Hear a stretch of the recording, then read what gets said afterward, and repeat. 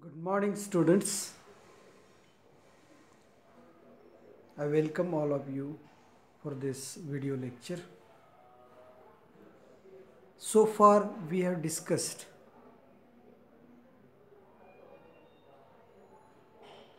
various statistical methods which can be used for the summarization of statistical data. Once the data is collected, the first step is to present the statistical data by using the techniques of classification and the tabulation. Then the next step is representation of that data. For the representation of statistical data, we can use various diagrams and graphs. So as far as scope of your syllabus is concerned, we will see graphical representation of statistical data and two important graphs. One is histogram and the other one is Ogive curve. These two graphs are included in your syllabus. So for graphical representation of data, we have to see these two graphs which can be used for the presentation of data. Okay, so in today's lecture, my plan is to discuss what is histogram, how it can be constructed for the given data, and we will see few numerical examples on the construction of histogram. Okay, so let us begin with the definition of histogram. What is histogram? तर histogram हा एक graph आहे. तो कशा प्रकारचा graph आहे? तर histogram कन्सिस्ट्स of rectangular bars, ज्याची उंची ही क्लास फ्रिक्वेन्सीला प्रोपोर्शनल असते आणि ज्याची विड्थ ही क्लास इंटरवलला प्रोपोर्शनल असते. Basically, histogram is used for grouped frequency distribution. पाठीमागच्या लेक्चरमध्ये आपण डेटा वेगवेगळ्या फॉर्मॅटमध्ये कशा पद्धतीने मांडायचा हे पाहिलेलं आहे. So when we present statistical data by using grouped frequency distribution, तर त्याच्यामध्ये आपण क्लासेस तयार करतोय आणि त्या प्रत्येक क्लासमध्ये किती ऑब्झर्वेशन्स आहेत त्याला आपण क्लास फ्रिक्वेन्सी असं म्हणतो. तर या क्लास फ्रिक्वेन्सी आणि क्लासेस असा जो एकत्रित टॅब्युलर डेटा आपल्यासमोर येतोय त्याला आपण ग्रुप्ड फ्रिक्वेन्सी डिस्ट्रीब्युशन किंवा कंटिन्युअस फ्रिक्वेन्सी डिस्ट्रीब्युशन असं म्हणतो. मग आता हा डेटा आपल्याला हिस्टोग्रामच्या मदतीने मांडायचा असतोय. त्यावेळेला त्याचा हिस्टोग्राम कन्स्ट्रक्ट करत असताना त्याच्यामध्ये कोणकोणत्या स्टेप्स असणार आहेत ते आपण बघणार आहेत. But before that, let me read out the definition of histogram. Histogram is a pictorial representation of grouped frequency distribution by means of rectangular bars whose heights are proportional to the class frequencies and widths are proportional to the widths of class interval. Class interval G width है, upper limit minus lower limit, ही प्रत्येक रेक्टँग्युलरची width असणार आणि त्याची height जी असेल ती त्या फ्रिक्वेन्सीला proportional असणार. Okay, we'll see what are the steps involved in the construction of histogram. So steps in the construction of histogram. Histogram आपण कशा पद्धतीने कन्स्ट्रक्ट करायचा आहे. सगळ्यात पहिली स्टेप म्हणजे observe the class intervals of the distribution. If they are non overlapping, change them into overlapping classes. म्हणजे आपल्याला जे फ्रिक्वेन्सी डिस्ट्रीब्यूशन दिलेलं असेल किंवा आपण तयार करणार असो, तर ते तयार करत असताना आपण ते ओव्हरलॅपिंग क्लासेस म्हणजे एक्सक्लुझिव्ह क्लासेस तयार करायचे आहेत त्याचे. म्हणजे काय होतं की पहिला क्लास जिथं संपतो तिथंच दुसरा सुरू झाला पाहिजे. There should not be any gap. त्याला आपण एक्सक्लुझिव्ह क्लासिफिकेशन असं म्हणतो आहे. मागच्या लेक्चरमध्ये त्या संदर्भात मी तुम्हाला सांगितलं होतं की एक्सक्लुझिव्ह म्हणजे काय आणि इन्क्लुझिव्ह म्हणजे काय. तर पहिली स्टेप काय, तर डेटा ग्रुप्ड फ्रिक्वेन्सी डिस्ट्रीब्युशनचा डेटा हा एक्सक्लुझिव्ह क्लासिफिकेशनच्या फॉर्मॅटमध्ये असला पाहिजे. जर तो नसेल तर we have to convert that into exclusive classification. म्हणजे डेटा इन्क्लुझिव्ह दिलेला असेल तर तो पहिल्यांदा आपल्याला काय करायला लागतो, we have to convert it into exclusive classification. So in the first step we are ready with exclusive grouped frequency distribution. Okay, आता आपल्याकडे क्लासेस आहेत आणि त्याच्या फ्रिक्वेन्सीज आहेत. So second step is locate the class boundaries on the x axis. ज्याला आपण inclusive classes एक्सक्लुझिव्हमध्ये convert करतो त्याला त्या क्लासेसचे बाउंड्रीज असतात. क्लासेसच्या काय तयार होतात, बाउंड्रीज, किंवा त्याला आपण क्लास लिमिट्स असंही म्हणू शकतो.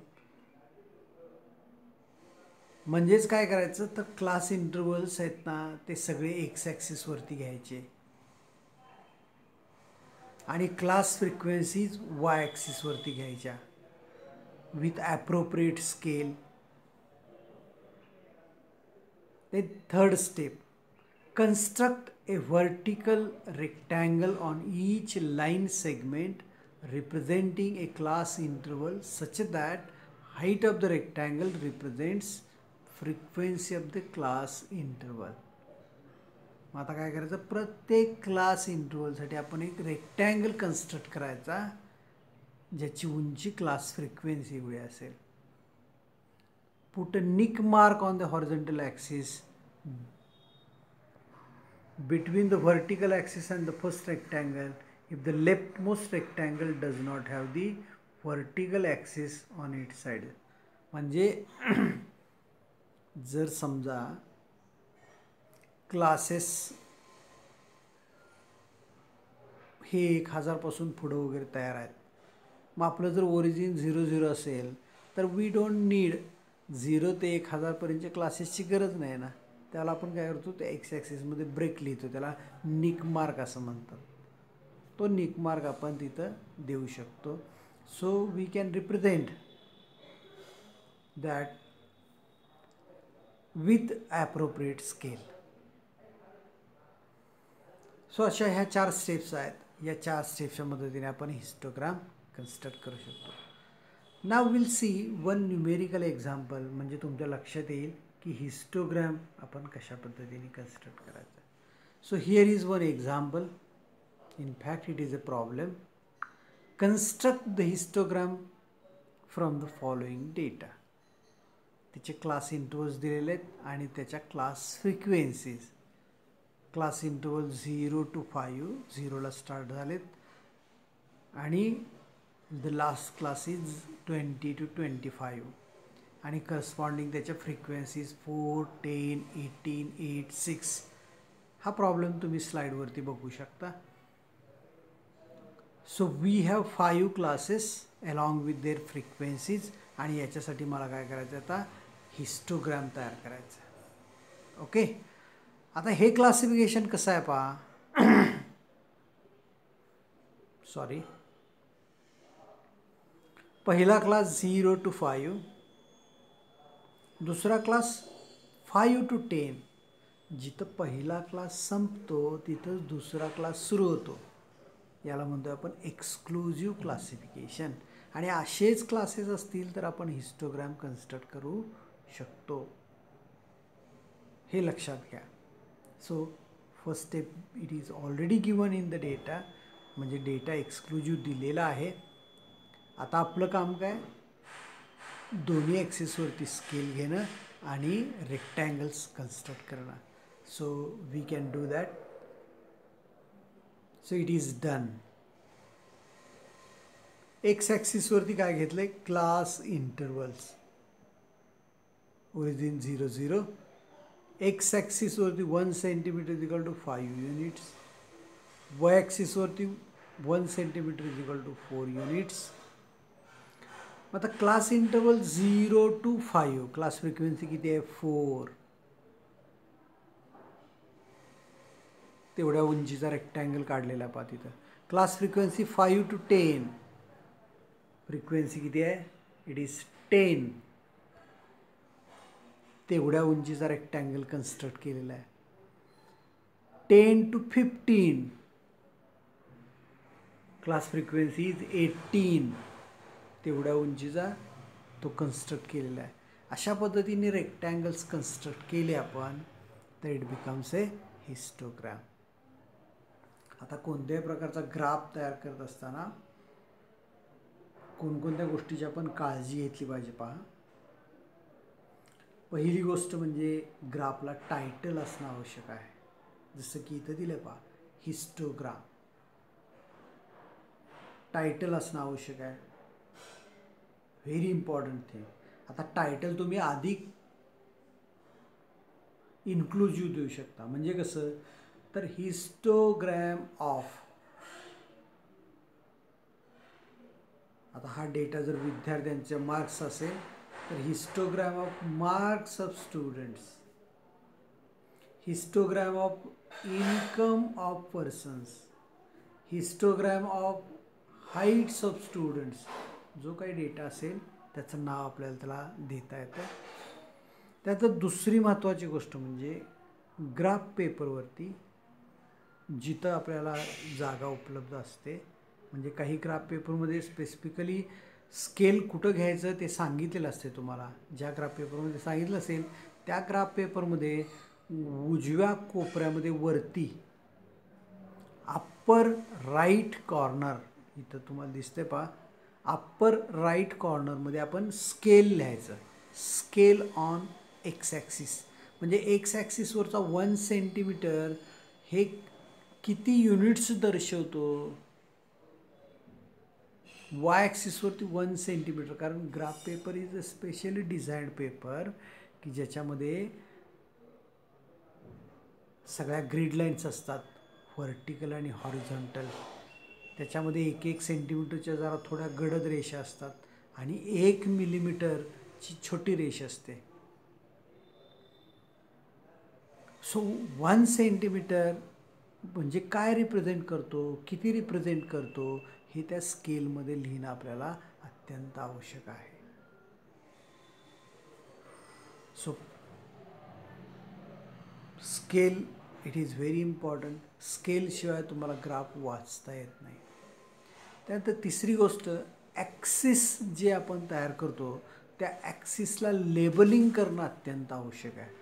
म्हणजे एक्स ॲक्सिसवरती कोणता डेटा आहे, इथं की क्लास इंटरवल्स आहेत. वाय ॲक्सिसवरती काय, फ्रिक्वेन्सी आहे. आता काही वेळेला डेटा आता इन्कमचा दिला असेल तर आपण इन्कम एक्स ॲक्सिसवरती घेतो आहे आणि नंबर ऑफ पर्सन्स म्हणजे फ्रिक्वेन्सीज वाय ॲक्सिसवरती घेतो आहे. सो त्या डेटाचं लेबलिंग करणं त्या ठिकाणी अत्यंत आवश्यक आहे. सो ग्राफ तयार करत असताना 3 महत्त्वाच्या गोष्टी. पहिली गोष्ट म्हणजे त्याचं टायटल देणं आवश्यक आहे. दुसरी महत्त्वाची गोष्ट म्हणजे त्याचा स्केल लिहिणं आवश्यक आहे. आणि तिसरी महत्त्वाची गोष्ट म्हणजे ॲक्सिस जे आहेत त्या ॲक्सिसना टायटल्स देणं अत्यंत आवश्यक आहे. Okay, let us see one more example. Construct histogram for the following data, आणि तो डेटा अशा प्रकारचा आहे. 0 to 10 this is the first class, आणि 50 to 60 it is the last class, आणि त्याच्यानुसार त्याच्या फ्रिक्वेन्सीज दिलेल्या आहेत. ओके, आता या डेटा सेटसाठी आपल्याला काय करायचं आहे, we have to construct a histogram. So it is done. I have done it manually, आणि त्याचे स्नॅपशॉट्स घेऊन मी या PPT मध्ये इन्क्लूड केलेले आहेत. तर वरती पहा टायटल दिलेलं आहे हिस्टोग्राम, वरच्या कोपऱ्यामध्ये उजव्या स्केल लिहिलेला आहे. एक्स ॲक्सिसवरती 1 centimetre equal to 10 units, Y ॲक्सिसवरती 1 centimetre equal to 2 units. Origin माझा 0 0ला आहे. एक्स ॲक्सिसवरती क्लास आहे, क्लास किंवा क्लास इंटरवल असं तुम्ही लिहू शकता. उभ्या ॲक्सिसवरती फ्रिक्वेन्सी आहेत, आणि मग प्रत्येक क्लाससाठी जेवढ्या त्याच्या फ्रिक्वेन्सीज आहेत तेवढ्या उंचीचे रेक्टँगल तयार केलेले आहेत. So the height of the rectangles represents variation in the data. डेटामध्ये कशा प्रकारचं व्हेरिएशन होतं आहे हे आपल्याला काय करता येते, त्या हाईटमधून लक्षात येते. आता इथं पहा, हाईट अशा वाढत वाढत वाढत गेलेत आणि परत एकदम कमी झालेल्या आहेत. So data values slowly increases, reaches at the maximum and then falls suddenly. म्हणजे क्लास फ्रिक्वेन्सी 30 ते 40 ची व्हॅल्यू बघा, आणि 40 ते 50 ची व्हॅल्यू बघा, एकदम त्याच्यामध्ये खूप घट होते. There is a sudden decrease, abruptly it falls. So अशा प्रकारचं व्हेरिएशन आपल्याला हिस्टोग्राममधून लक्षात येतं. Okay, so you can construct on the similar way. Here is one more example, classes and frequencies. A less than cumulative frequency वगैरे just forget it about. It is a part of next lecture. याच्यासाठी तुम्ही frequency distribution तयार करू शकता, histogram तयार करू शकता. And here is one more example जे तुमच्यासाठी एक्सरसाइजला दिलेलं आहे. Construct histogram, run scored by batsman आणि नंबर ऑफ बॅट्समॅन. म्हणजे वेगवेगळ्या बॅट्समननी किती रन स्कोर केल्या, 3 ते 4,000 रन स्कोर करणारे किती बॅट्समन आहेत वगैरे, अशा प्रकारचा डेटा आहे. सो या डेटा सेटसाठी तुम्ही काय करा, तुमच्या नोटबुकमध्ये ग्राफ पेपरच्या मदतीने हिस्टोग्राम कन्स्ट्रक्ट करा. लक्षात आलं? So do it as a homework.